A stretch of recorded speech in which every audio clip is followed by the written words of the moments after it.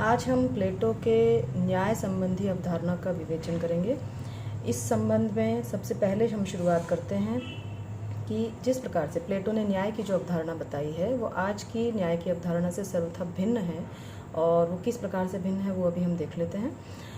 जिस प्रकार से इंसानी शरीर में क्षुधा, विवेक ये इस प्रकार के गुण पाए जाते हैं, क्षुधा, विवेक और शौर्य, तीन प्रकार के। तो प्लेटो ने एक इंसानी शरीर के माध्यम, इंसानी शरीर और मनुष्य का शरीर और राज्य, इनको दोनों को तुलना करते हुए तीन प्रकार के गुण जिस प्रकार से इंसानी शरीर में है उसी प्रकार से तीन प्रकार के वर्गों की बात की है प्लेटो ने, जिसमें से सैनिक वर्ग कहा जा सकता है, एक शासक वर्ग और तीसरा जो लेबर क्लास है उसकी हम बात कर सकते हैं। तो इन तीनों, तो न्याय की जो अवधारणा है वो दो सिद्धांतों पर आधारित की है प्लेटो ने। सबसे पहला कार्य का विभाजन और दूसरा कार्य में विशिष्टीकरण।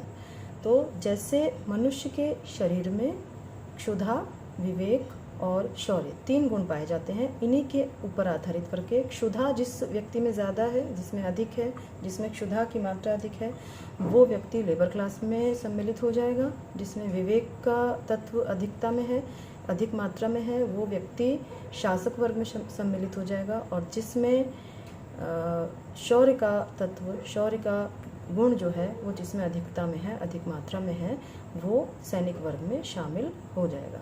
तो एक व्यक्ति एक समय पर एक गुण होते हुए उस वर्ग का कहा जा सकता है। ऐसी स्थिति में जिस प्रकार से तीन गुण इंसानी शरीर में हो गए, वैसे ही तीन प्रकार के वर्गों की बात करते हैं प्लेटो, शासक वर्ग, सैनिक वर्ग और लेबर क्लास।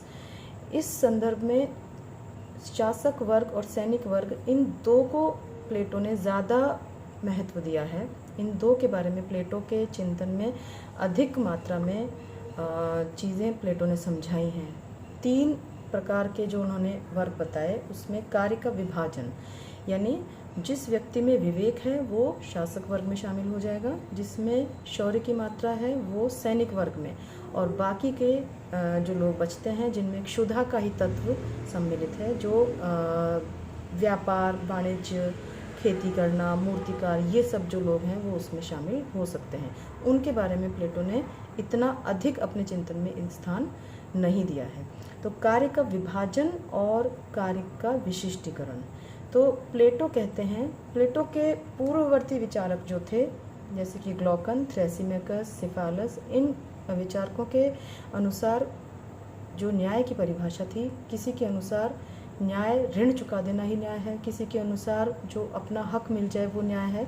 लेकिन प्लेटो ने इसकी सर्वथा भिन्न परिभाषा दी न्याय की, कि अपने कार्य में विशिष्टीकरण हो और दूसरे के वर्ग में, दूसरे के कार्य में किसी भी प्रकार का वहाँ पर एनक्रोचमेंट न किया जाए। हम अपने अपने वर्ग में तीन प्रकार से, एक तरीके से वाटर टाइट कंपार्टमेंट के तौर पर हम इसको ले सकते हैं कि शासक वर्ग का व्यक्ति, सैनिक वर्ग का व्यक्ति और लेबर क्लास यानी कि व्यापारी वर्ग का जो व्यक्ति है वो अपने अपने वर्गों का काम करेंगे। एक वर्ग का व्यक्ति दूसरे वर्ग के में जाकर के उनके कार्यों में दखलंदाजी नहीं करेगा। तो दो इसके एस्पेक्ट्स हो गए। सबसे पहली बात कि आप अपने वर्ग में रहते हुए, अपने स्थान पर रहते हुए आप अपने कार्य में विशिष्टीकरण हासिल करें, और दूसरा जो दूसरे दो अन्य वर्ग हैं उनके कार्य में किसी भी प्रकार का आप दखल न दें। यदि ऐसा हो रहा है समाज में, यदि ऐसा हो रहा है राज्य में, ऐसी स्थिति में प्लेटो के अनुसार वो स्थिति न्याय की कही जा सकती है।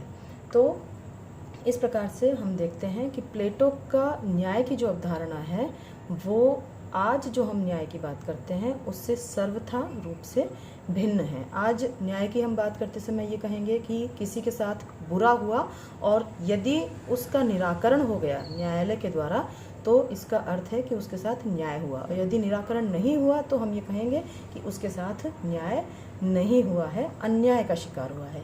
लेकिन यहाँ पर इस तरह की कोई भी बात प्लेटो के न्याय की अवधारणा के संदर्भ में नहीं कही जा सकती। कार्य का विभाजन और कार्य का विशिष्टीकरण, ये तो जो बेसिस हैं वो प्लेटो के न्याय के अवधारणा के आधारभूत स्तंभ कहे जा सकते हैं।